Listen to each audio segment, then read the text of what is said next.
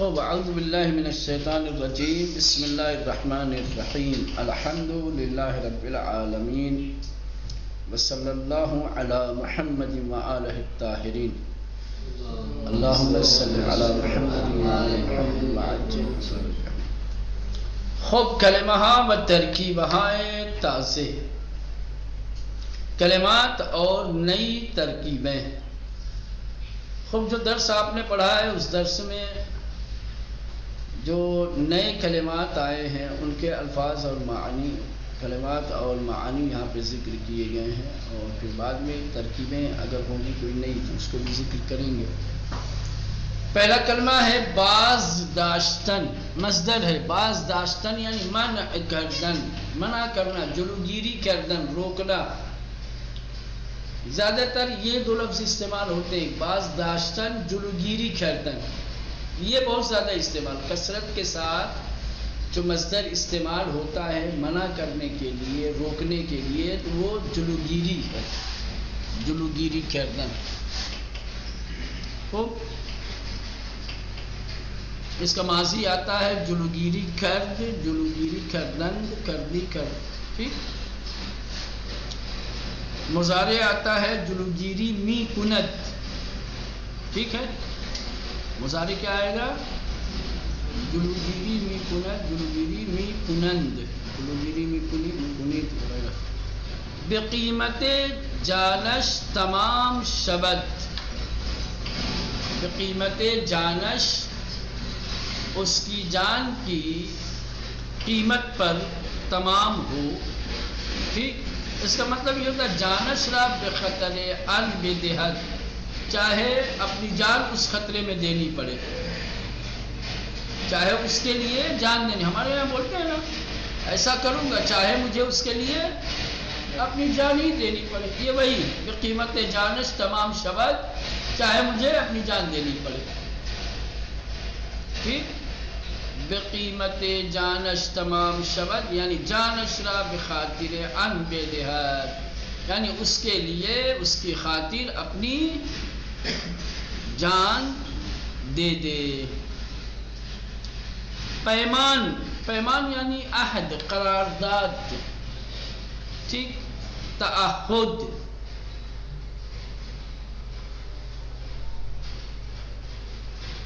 عہد و پیمان سمجھ میں آئے نا؟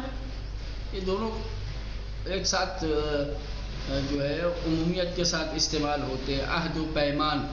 ٹھیک ہے. قرارداد، کسی چیز پہ توافق کرنا اور اس کو تحریر کرنا، لکھنا، اس کو مطلب پیمان.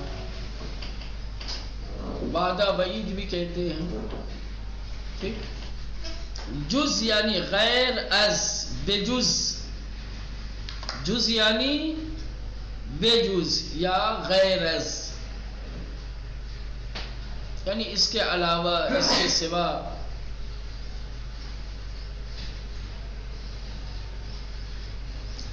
حدس زدن، حدس زدن یعنی گمان کردن، گمان کرنا. حدس زدن یعنی گمان کردن، گمان کرنا. حمل کردن، حمل کرنے کا اصل مطلب ہوتا ہے کسی چیز کو دوسری چیز پہ رکھنا. سمجھ رہے ہیں؟ کسی کے سر پہ بوجھ ڈالنا، کسی چیز پہ بوجھ رکھنا. لیکن یہاں پر حمل کردن یعنی بردن، لے جانا. حمل کرنا یعنی سوار کرنا، لادنا. لیکن یہاں پر معنی دیا ہے بردن یعنی لے جانا.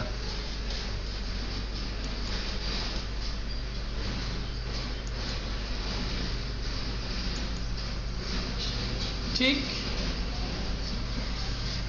السلام علیکم. وعلیکم السلام ورحمۃ اللہ.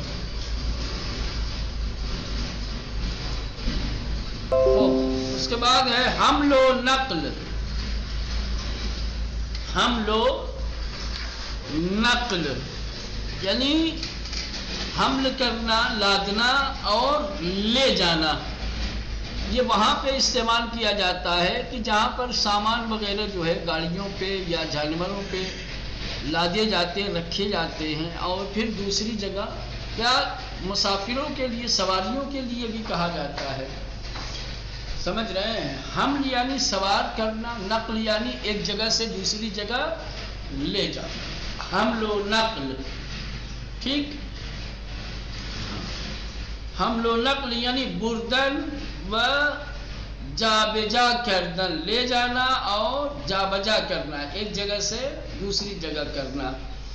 در شگفت شدن یعنی تعجب کردن، در شگفت شدن یعنی تعجب کرنا.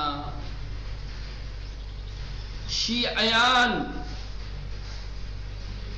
پیروان امام علی علیہ السلام و فرزندانش، جو مولا علی اور آپ کی اولاد کے پیروکار ہیں، تبعیت کرنے والے ہیں، پیروی کرنے والے ہیں، انہیں کہا جاتا ہے شیعیان. شیعہ کی جمع ہے، شیعہ کی جمع شیعیان یعنی علی اور اولاد علی کے پیروکار،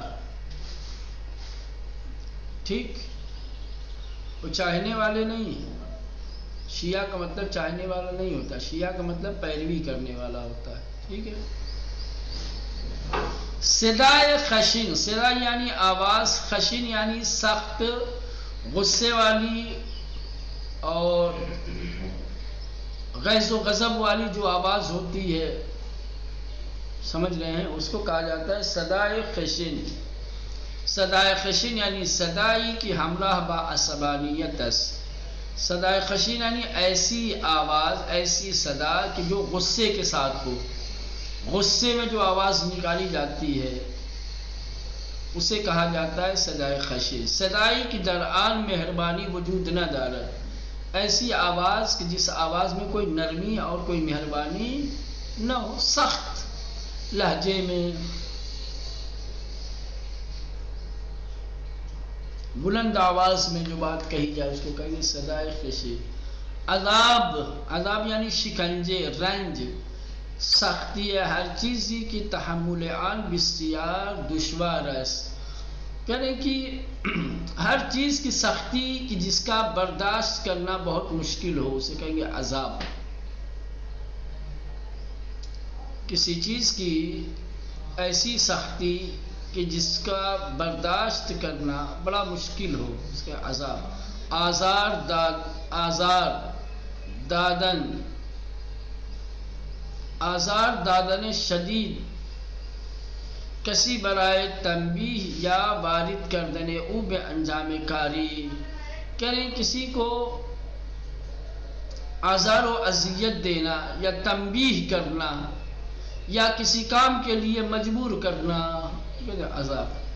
کرائے دادن، چیزی را در اختیار کسی قرار دادن و در مقابل پولی دریافت کردن. کرائے دادن یعنی کسی کے اختیار میں کوئی چیز دینا اور اس کے مد مقابل اس کی قیمت لینا، پیسہ کچھ لینا، قیمت نہیں پیسہ لینا، سمجھ رہے ہیں؟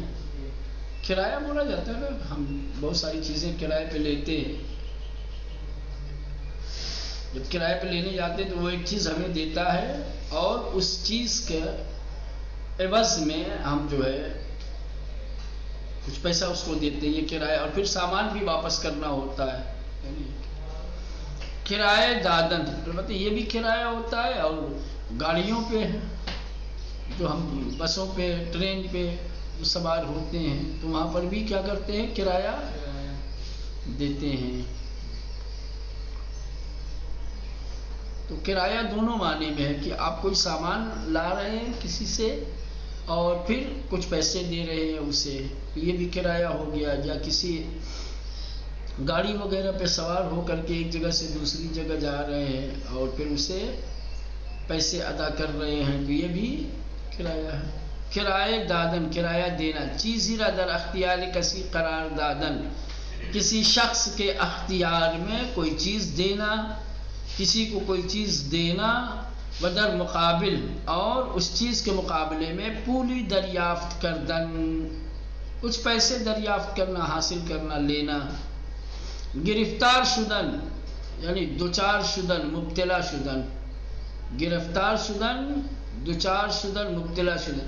یہ گرفتار شدن وہ گرفتار والا نہیں، پکڑ دھکڑ والا، مجرم والا، سمجھ رہے ہیں؟ فارسی میں اس کے لیے تو ہوتا ہی استعمال. اگر مجرم کو سپاہی پولیس والے پکڑتے ہیں تو وہ تو گرفتاری ہے ہی ہے. گرفتار کسی چیز میں مبتلا ہو جانا اس کو بھی کہتے ہیں. ہمارے اردو میں بھی ایسا ہی ہے نا، مصیبتوں میں گرفتار، بیماری میں گرفتار، یہ بھی ایسے. دوچار شدن، دوچار ہو جانا، مبتلا شدن، مبتلا ہو جانا.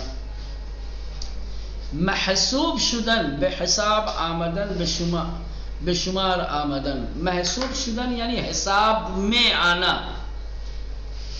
حساب میں آنا، شمار میں آنا. یعنی جو چیز شمار میں آ گئی ہو، جو چیز حساب میں آ گئی ہو، اس کو کہتے ہیں محسوب شدن. حساب کرنا نہیں، محسوب شدن یعنی حساب میں آنا، شمار میں آنا. یکجا یعنی باہم، کلی، ایک ساتھ، تمام کا تمام. اب توجہ فرمائیں.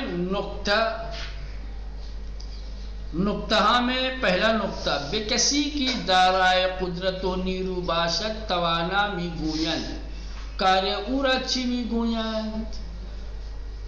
کہہ رہے ہیں کہ ایسا انسان، ایسا شخص کہ جس کے پاس قدرت اور طاقت ہو اسے توانا کہا جاتا ہے. جس کے بازوؤں میں زور ہو، جس کے پاس قدرت ہو، طاقت ہو، اسے کیا کہتے ہیں مولانا؟ توانا. اس کے کام کو کیا کہتے ہیں؟ توانائی. توانا یعنی طاقتور، توانائی یعنی طاقت یا طاقت والا کام. سمجھ رہے ہیں؟ بے کسی کی دارائے قدرت و نیری باشد، ایسا شخص کہ جو قدرت اور طاقت رکھتا ہو. قدرت و نیرو یہ مترادف ہے، دونوں کا ایک ہی مطلب ہے. قدرت یعنی طاقت، ٹھیک. بے کسی کے اس شخص کو کہ جو دارائے قدرت و نیرو باشد، جو طاقت و توانائی رکھتا ہو. توانا می گویند، طاقت رکھنے والے کو توانا کہتے ہیں. کار او را چی می گویند، اس کے کام کو کیا کہا جاتا ہے؟ سوال ہے. جواب اس کا ہے توانائی. بے کسی کی دارائے مہر و محبت باشد مہربان می گویند. کہہ رہے ایسا انسان، ایسا شخص کہ جو مہر و محبت رکھتا ہو اسے مہربان کہتے ہیں. جس کے دل میں نرمی ہو، مہر و محبت ہو، شفقت والا ہو، اس کو کیا کہتے ہیں؟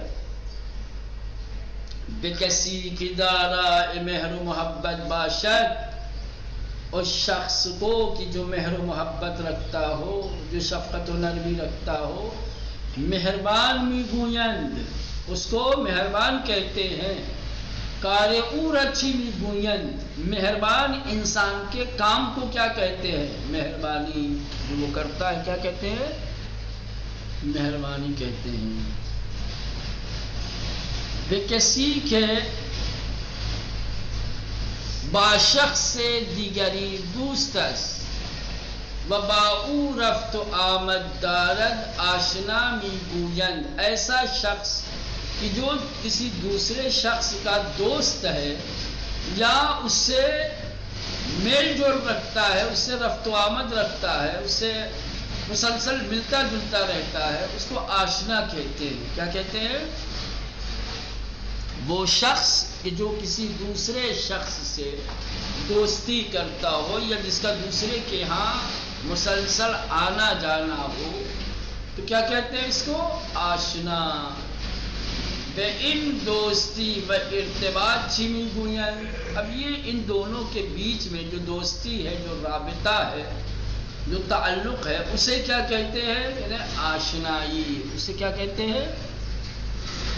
آشنائی کہتے ہیں.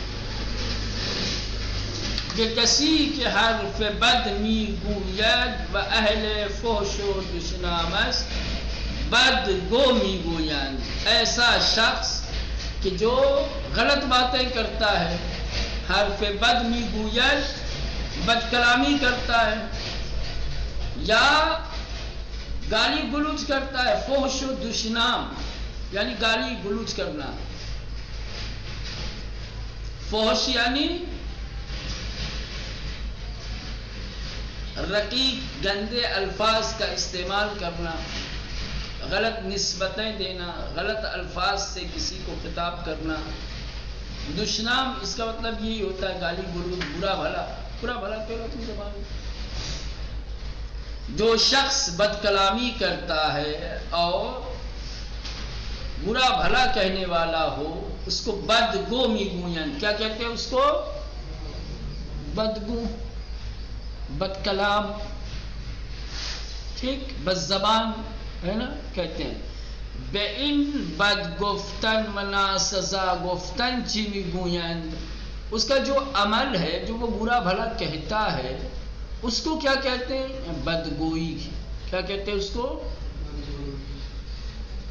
بدگوئی۔ یا در آخر کلمہائے توانائی، مہربانی، آشنائی، بدگوئی، مصدری کہہ رہے ہیں کہ یہ جو مثالیں دی ہیں ان مثالوں کے آخر میں جو یا ہے، جیسے توانائی میں، مہربانی میں، آشنائی میں، بدگوئی میں، ان کلمات کے آخر میں جو یا ہے اس کو یا مصدری کہتے ہیں۔ کیا کہتے ہیں؟ یعنی معنی مصدر دیتا ہے۔ جو معنی مصدر کا ہے وہی معنی یہ یا، جہاں یہ یا دکھائی دے گی وہاں پر معنی مصدر والا ہی ہوگا۔ توانائی یعنی قدرت رکھنا، طاقت و توانائی رکھنا۔ مہربانی یعنی مہربان ہونا، آشنائی یعنی آشنا ہونا، پہچان رکھنا، بدگوئی یعنی برا بھلا کہنا۔ نہ دیکھ رہے ہیں آپ سب مصدر میں؟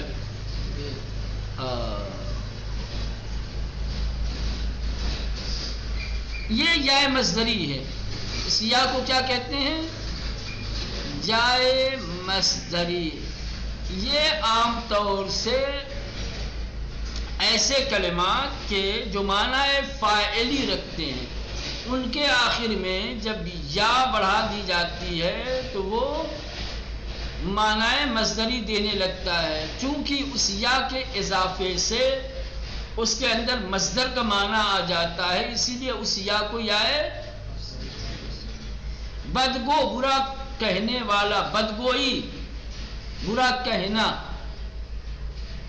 ٹھیک، جس کے پاس قدرت و طاقت ہے اس کو کہنے توانا۔ توانا یعنی طاقت رکھنے والا، قدرت رکھنے والا۔ یا لگا دیا توانائی، سمجھ رہے ہیں؟ قدرت والا اور محنت والا جو کام ہے اس کو کہیں گے توانائی۔ بدگو، برا بھلا کہنے والا، بدگوئی، برا بھلا کہنا۔ دیکھا آپ نے؟ تو یہ یا مصدری عام طور سے ان کلمات کے آخر میں بڑھائی جاتی ہے کہ جو معنی فاعلی دیتے ہیں، فاعل کا معنی سمجھ رہے ہیں؟ توانا، جسے توانا یعنی قدرت طاقت والا ہے نا، آشنا پہچان والا، پہچاننے والا، مہربان مہربانی کرنے والا ہے نا۔ یا لگا دو ان کے آخر میں، توانائی، آشنائی، مہربانی، ٹھیک۔ اب یہ معنی مصدری دینے لگیں گے، وہی جو معنی فاعلی دے رہے تھے اب معنی مصدری دینے لگیں گے اس یا کی وجہ سے۔ تو چونکہ اس یا کی وجہ سے معنی فاعلی معنی مصدری میں بدل جاتا ہے، لہذا اس یا کو یا مصدری کہا جاتا ہے، ٹھیک۔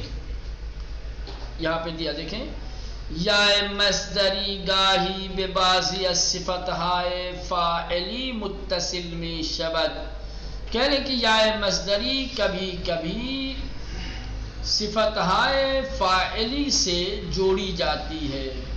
صفت ہائے فاعلی یعنی وہ کہ جو صفت فاعلی، معنی فاعلی جو دیتے ہیں کلمات، ان سے یا مصدری کو جوڑ دیا جاتا ہے۔ جب صفات مصدری سے ایسے کلمات کہ جو صفت مصدری رکھتے ہیں، معنی مصدری رکھتے ہیں، جب ان سے جائے مصدری کو جوڑ دیا جاتا ہے تو آنگاہ کلمے دارائے معنی مصدری میں گردد، تو اس وقت کلمہ معنی مصدری دینے لگتا ہے، معنی مصدری میں ہو جاتا ہے۔ یہ ایک نقطہ ٹھیک۔ اب یہ دوسرا نقطہ، بے پارچئی کی از نخ بافته شده نخی میگویند، به دری که از آهن ساخته شده آهنی میگویند، به شخصی که اہل ایران باشد ایرانی میگویند۔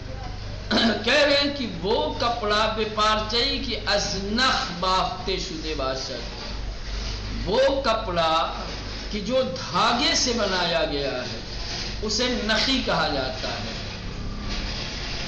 نخی یعنی نخ سے بنا ہوا، نخی یعنی نخ سے بنا ہوا۔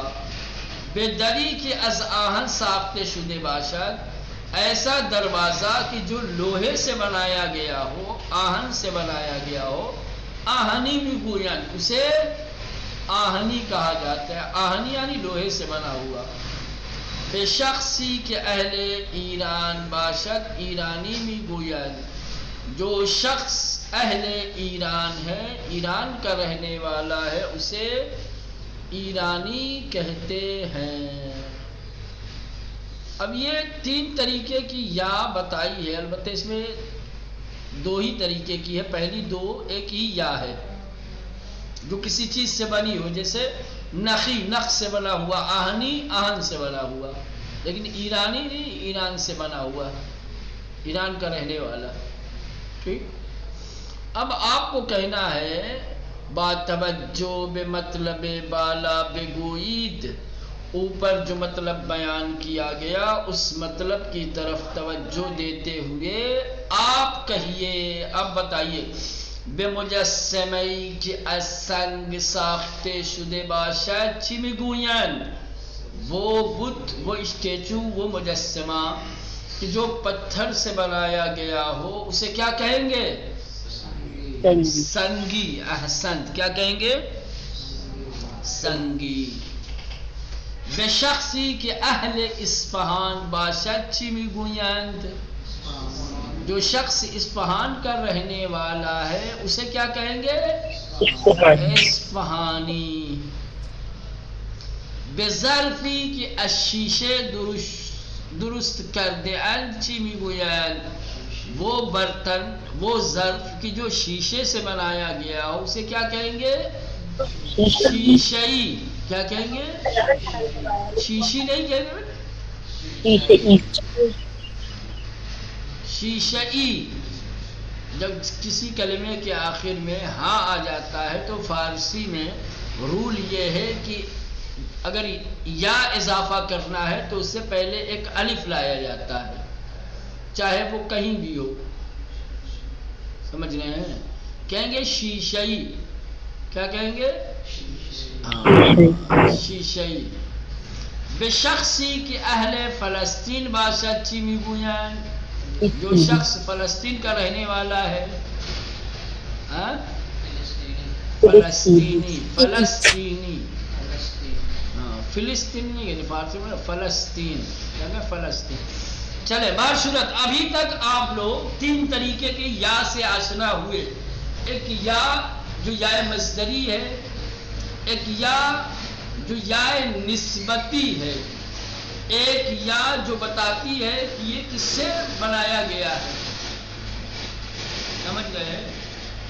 کسی چیز کی حقیقت کو، کسی چیز کی حقیقت کو بتاتی ہے، جیسے آہن سے آہنی، یعنی یہ آہن کا بنا ہوا ہے، شیشئی شیشے کا بنا ہوا ہے نا، اس کی حقیقت کو بتاتی ہے۔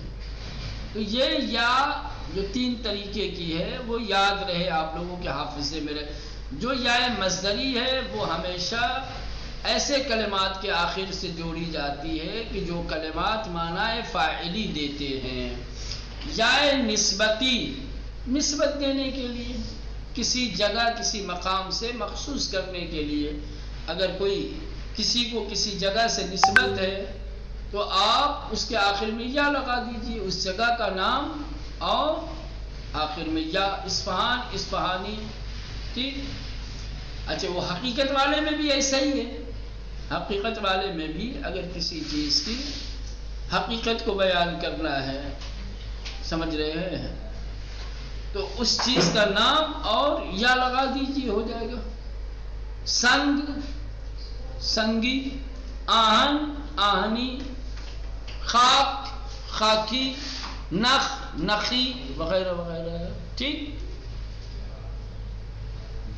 فون آ رہا ہے، میں معذرت چاہتا ہوں.